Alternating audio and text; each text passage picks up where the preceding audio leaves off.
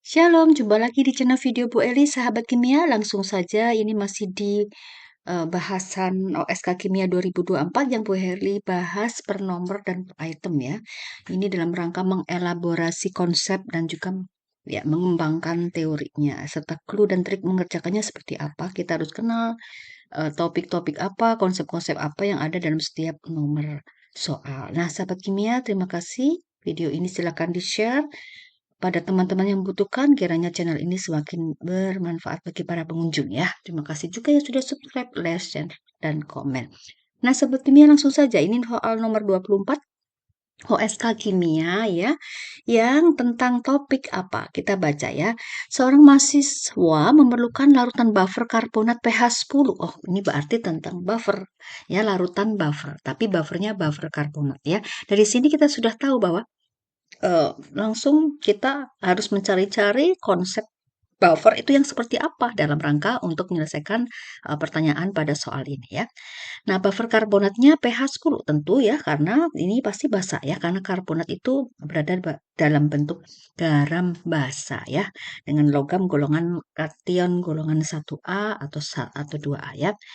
Nah, ini digunakan untuk mempelajari efek hujan asam pada batuan kapur. Buffer tersebut disiapkan dari campuran padatan natrium karbonat dan natrium bikarbonat. Nah, ini ada gambaran bahwa ini adalah campuran yang bisa membentuk buffer karbonat. Jadi artinya natrium karbonat dan natrium bikarbonat itu adalah salah satu contoh dari buffer karbonat. Nah, kelompok buffer basa ya yang dilarutkan dalam air. Jumlah padatan natrium karbonat yang ditambahkan ke dalam 1,5 liter natrium bikarbonat 0,2 molar untuk menghasilkan larutan buffer tersebut adalah bla bla bla ya. Di sini diketahui Ka ya, sahabat kimia, Ka asam karbonatnya itu 43 kali 10 min 7 dan Ka2-nya 5,6 kali 10 min 11. Nah, sahabat kimia, langkah pertama kita harus tahu ya, kita ulangi lagi ya, larutan buffer itu ada berapa kelompok ya? Asam.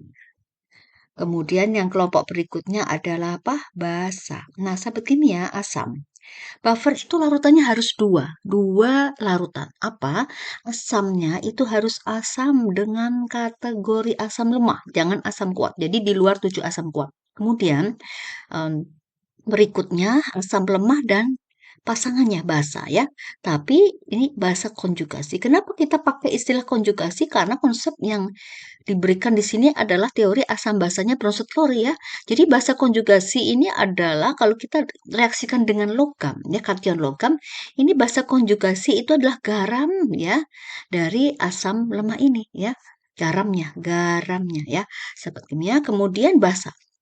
Bahasanya juga demikian ya, larutan buffer itu harus punya dua komponen larutan, nggak boleh satu.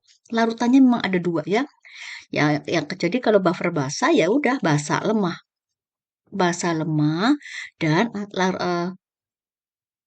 kebalikannya basa berarti asam ya. Asam konjugasi menurut konsepnya si Bronsted-Lowry. Jadi asam konjugasi ini kalau kita reaksikan dengan anion-anion dari logam golongan 7A misalnya seperti itu, dia akan menghasilkan garam ya, garam dari basa lemahnya ya. Jadi langkah awal kita harus paham dulu ya, apa sih larutan buffer itu ya. Buffer asam, buffer basa, dan setiap buffer baik asam maupun basa itu punya dua komponen larutan, yaitu yang kalau asam ya asam lemah dan pasangannya basa konjugasi atau garamnya ya. Kemudian kalau buffer basa yaitu basa lemah dan pasangannya asam konjugasi atau garamnya ya. Itu kita pahami sebagai pemahaman awal. Nah, sahabat kimia, sekarang di sini ya. Ini Bu Eli sudah tuliskan nih. Buffer asam itu asam lemah dan basa konjugasi atau garam. Nah, karena terkait dengan bahasan kata kunci di soal ini adalah karbonat. Jadi kita kenal dulu ya. Kalau ada asam karbonat ya, asam karbonat ini kan asam lemah ya, karena di luar 7 asam kuat tadi ya. Ini kalau satu atom hidrogennya atau protonnya ini diberikan kepada H2O, sehingga asam karbonat adalah kategori asam sebagai donor proton menurut teori asam basa Bronsted-Lowry, ini akan menghasilkan HCO3- ya. Nah, ini sudah pasangan. Ini pasangan buffer asam, ya, asam lemah dan ini basa konjugasinya ya. Nah, jadi basa konjugasi itu HCO3- ya. Kemudian kalau min bereaksi dengan kation logam golongan 1A atau 2A, jadi dia akan menghasilkan garamnya ya. Jadi maksudnya NaHCO3 ini yang kita sebut sebagai garamnya. Garamnya asam lemak ini. Sementara kalau HCO3- itu adalah sebutannya adalah basa konjugasi. Jadi sahabat kimia perlu kenal ya dengan istilah-istilah yang muncul pada bahasan buffer. Nah, seperti ini ya sahabat kimia nih ya. Asam karbonat kan, kalau ini bereaksi dengan air ya tentu satu H-nya dulu yang diberikan kepada air menghasilkan HCO3- dan H plus ditambah H2O ya. Jadi ion hidrogen ini sebetulnya adalah maksudnya adalah H2O ditambah H plus ya. H plus menghasilkan H3O plus ya. H3O plus maksudnya ya adalah H plus. Nah, seperti itu ya. Buffer asam karbonat, dan hilangkan satu protonnya atau atom H-nya sehingga menghasilkan HCO3-. Ini adalah pasangan buffer asam yang pertama. Kemudian yang berikutnya nih sahabat kimia, ternyata ada kelompok buffer basa dari karbonat ya. Nah, di sini langsung ditembak pada garamnya, natrium karbonat dan natrium bikarbonatnya. Mungkin sahabat kimia jika memahami konsepnya hanya harus asam lemah dan basa konjugasi atau harus basa lemah dan asam konjugasi. Jadi di luar dari kelompok itu tadi, lalu kita ketemu dengan langsung garamnya. Di sana ada campuran garam natrium karbonat dan natrium bikarbonat. Apakah ini termasuk basa? Ternyata sebetulnya diingat baik-baik ya, ini adalah basa. Kenapa seperti itu? Karena kalau natrium karbonat ini kita ionkan ya, natrium. Jadi gini, kalau Na2CO3 eh, ini kita ionkan akan menghasilkan 2Na plus ditambah CO3 2-. Ingat ini garam ya. Yang mengalami hidrolisis CO3 2- ya sobat kimia. Ketika ini bereaksi dengan air dia akan menghasilkan kan min ya. Min jadi satu H-nya dilepas dari H2O. Jadi H2O sebagai asam, ion karbonat sebagai basanya prosedur ya, sehingga akan menghasilkan HCO3- dan OH-. Nah, di sini ada OH- ya. Jadi pada natrium karbonat itu dikenal sebagai garam basa. Jadi OH-nya itu kan muncul OH- sehingga disebut sebagai garam basa. Kemudian yang satunya lagi ya, NaHCO3. Ini kalau kita ionkan akan menghasilkan Na plus ditambah apa? HCO3- ya. HCO3- bereaksi dengan air ya. Yang terhidrolisis adalah HCO3-nya, bukan H2O-nya ya, sahabat kimia ya. Nah, sehingga di sini karena ini HCO3-, min itu artinya menangkap. Dia sama dengan CO3-, menangkap, menangkap apa? Menangkap em, satu H ya, satu hidrogen dari H2O. Jadi ini min. Ya, ini sebenarnya bisa ya sahabat kimia menangkap, tetapi karena ini punya H, dia akan lebih mudah melepaskan ini dulu ya. Sehingga HCO3- yang ini ditambah OH- ini kalau bereaksi lagi dengan air, ini justru lepas ya sahabat kimia sehingga menghasilkan H3O plus ya atau bersifat apa? Asam. Karena muncul H3O plus atau H3O plus ini adalah H plus ditambah H2O. Munculnya ion hidrogen atau ion hidronium ini adalah menyebabkan larutan NaHCO3 itu bersifat asam ya. Nah, sahabat kimia, kalau ini pergi ke sini menghasilkan H3O+, sehingga yang CO3-, HCO3- ini menghasilkan CO3 2-. Nah, sahabat kimia perhatikan baik-baik. Di sini ada pasangan yang ternyata ya ini sama ya seperti buffer. Ya memang merupakan buffer karbonat, tetapi pasangannya merupakan pasangan dari asam lemah dan garamnya juga. Nah, sahabat kimia, sekarang kalau dilihat mana yang lebih asam antara natrium karbonat atau NaHCO3, maka kita harus melakukan reaksi dari anionnya dengan air. Ternyata yang menghasilkan H plus itu adalah NaHCO3. Jadi NaHCO3 itu lebih asam ketimbang natrium karbonat.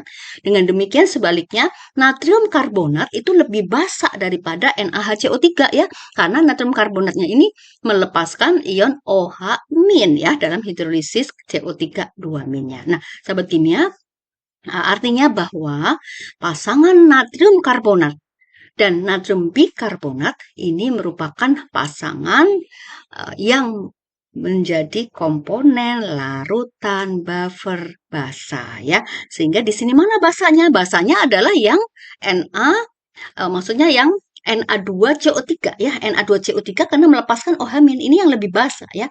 Sementara eh, asam konjugasinya itu adalah yang NaHCO3 yaitu yang HCO3-. Seperti itu ya sahabat kimia, ini unik ya pada pasangan garam karbonat, natrium karbonat dan natrium bikarbonat itu juga merupakan kelompok atau dapat diklasifikasikan sebagai campuran dari larutan buffer yang sifatnya basah. Sampai di sini jelas ya sahabat kimia ya. Oleh karena itu kita waktu membaca soal ini nggak kaget karena sudah jelas-jelas dibilang larutan buffer karbonat pH 10. Jadi larutan buffer karbonat yang di dalam larutannya itu ada OH- pH 10, berarti buffer basa ya. Seperti itu sahabat kimia. Kemudian dari sini ya kita akan membuat hitungannya ya. Nah, sahabat kimia, Bu Eli mulai dari di sini ya, dari pH larutan. Kalau dinyatakan bahwa pH larutan 10, berarti ini kan lebih dari 7, ya, berarti basa. Maka kita cari pOH-nya ya. pOH-nya 14 dikurangi 10 sama dengan 4 ya. Oleh karena itu, karena pOH ini adalah min log OH min, ya, oleh karena itu OH- ya, konsentrasi OH- dalam logaritma itu adalah 10 pangkat min 4 molar. Ya, ini menyatakan apa? Basa. OH-nya 10 pangkat min 4 molar. Nah, baik sahabat kimia, sekarang kita ke lihat ya di sini ada Ka1 ya, Ka1 asam karbonatnya 4,3 kali 10 min 5. Kemudian yang satunya adalah Ka2 ya. Jadi siapa nih yang mempunyai Ka ya? 4,3 kali 10 pangkat min 7 dan Ka2-nya 5,6 kali 10 min 11. Jadi yang punya Ka itu adalah asam lemah. Ya, jadi dari asam karbonatnya. Jadi data yang disajikan di sini itu adalah asam karbonat. Maka kita tulis sini. Asam karbonat itu kalau bereaksi dengan air dia akan berkeseimbangan ya, melepaskan satu ya dari atom H-nya, hasilnya HCO3 min ditambah H3O plus. Munculnya H3O plus dihasilkannya H3O plus menghasilkan nilai Ka1 yang jauh lebih besar ya, yaitu Ka1-nya kita lihat lagi di sini 4,3 kali 10 min 7 ya. 4,3 kali 10 min 7. Nah, ingat sahabat kimia di sini ada HCO3 min lagi.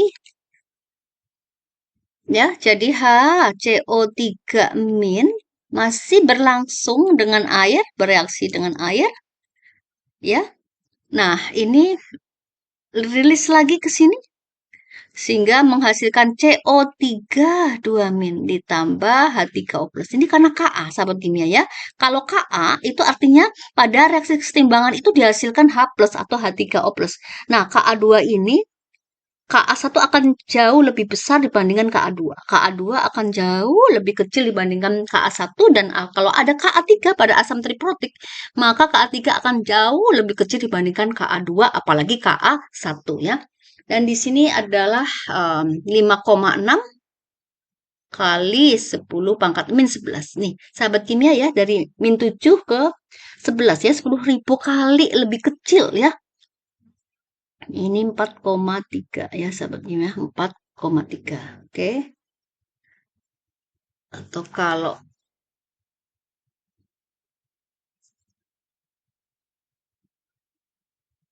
dijelaskan lebih jelas. Oke ya, 4,3.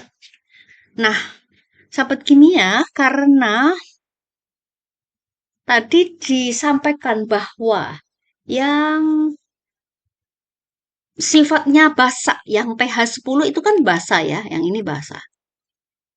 Maka kita menggunakan yang Ka1 atau Ka2 ya. Karena di sini muncul CO3 2-. Yang nanti kalau bereaksi dengan Na+, itu akan menghasilkan Na2CO3. Nah, Na2CO3 ini lebih basah daripada kalau HCO3- ditambah Na+.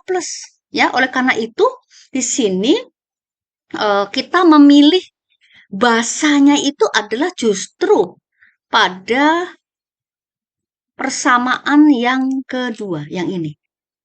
Nah, yang ini sahabat kimia. Kenapa?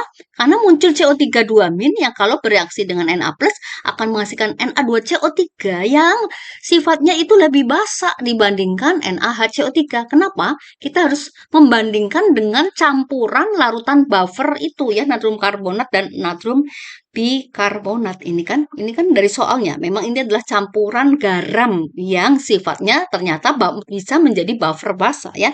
Dan pembawa sifat basanya itu adalah dari karbonatnya. Kalau karbonat direaksikan dengan Na+ akan menghasilkan ya itu natrium karbonat ya, sahabat kimia. Sehingga kita membutuhkan nilai Kb ya. Kita membutuhkan nilai Kb dengan adanya nilai Ka ya. Di sana Ka-nya 5,6 kali 10 pangkat min 11 ya.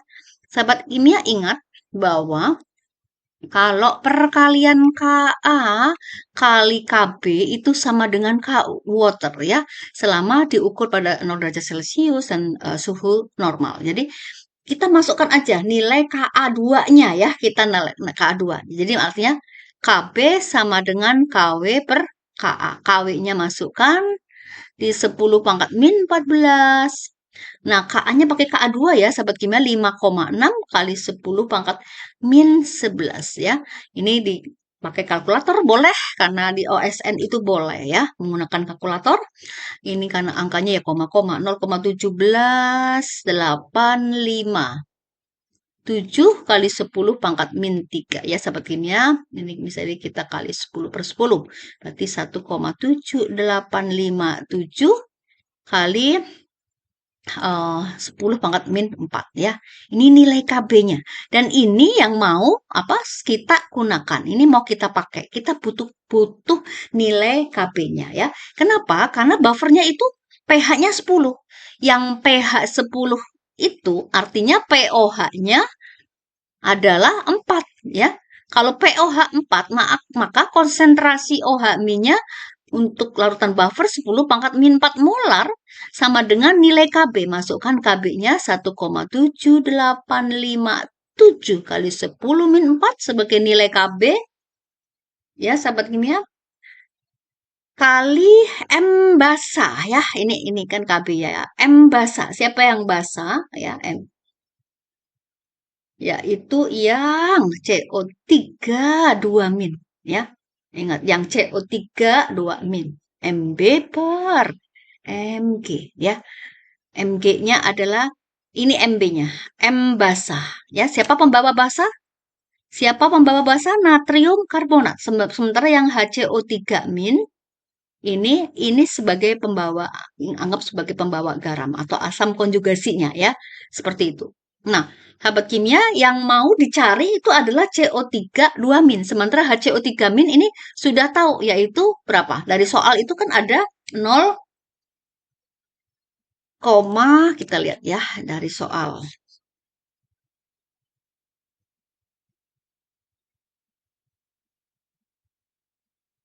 1,5 liter 0,2 molar ya. Jadi garam dari NaHCO3-nya itu 1,5 0,2 molar ya. Di sini Bu Eli tulis ulang aja ya sahabat kimia ya supaya lebih jelas. Jadi kalau NaHCO3 itu kita harus paham, pengionannya ini harus paham ya. Menghasilkan Na+ ditambah HCO3- ya. Jadi yang ini kan tadi 0,2 molar, 1,5 liter. Molar ketemu liter, maka sahabat kimia akan menghasilkan berapa? 0 mol ya, 0,3 mol. Nah, ini koefisien 1:1 ya. Oleh karena itu ke sini ini ini juga ya 0,3 mol, 0,3 mol.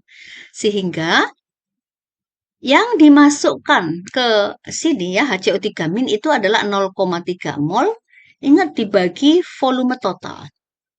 Volume total ya sama aja, atas bawah ini sama aja ya. Ini kan ini X mol. Jadi posisinya ini X mol dibagi volume total. Jadi volume total itu nanti dicoret-coret ya. Oke, sekarang kita tulis ulang lagi aja ya. Jadi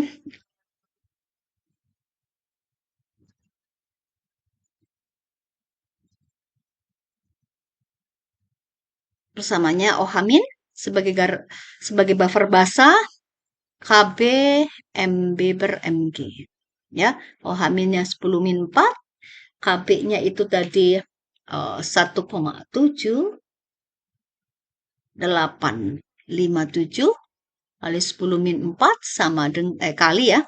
Kali M basanya itu yang dicari CO3 2- dalam ini tapi kita jadikan mol per liter. Tadi si yang ininya kan HCO3-, yang ininya adalah CO3 2-, ini 0, jadi maksudnya kita udah buat mol saja 0,3 mol